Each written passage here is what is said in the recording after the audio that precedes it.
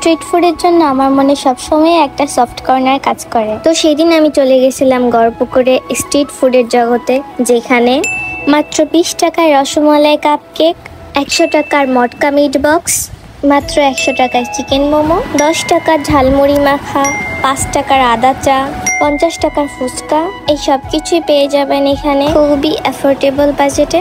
Gate everything within 200 টাকা। কিছু আইটেমের রিভিউ আমি আপনাদের সাথে শেয়ার করব। যেমন এই ফুচকাটা খেতে আমার একদমই ভালো লাগেনি, 10 আউট অফ 2 দিব। রসমালাই কাপকেকটা আমার অনেক ভালো লেগেছে, এটা আমি 2 বার কিনেছি।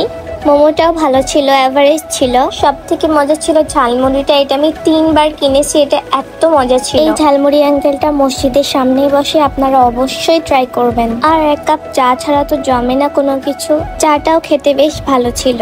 সো দেরি কেন, সবাই চলে আসবেন গড়পুকুরে স্ট্রিট ফুডের জগতে। তো আজকের জন্য এই পর্যন্তই। আল্লাহ হাফেজ।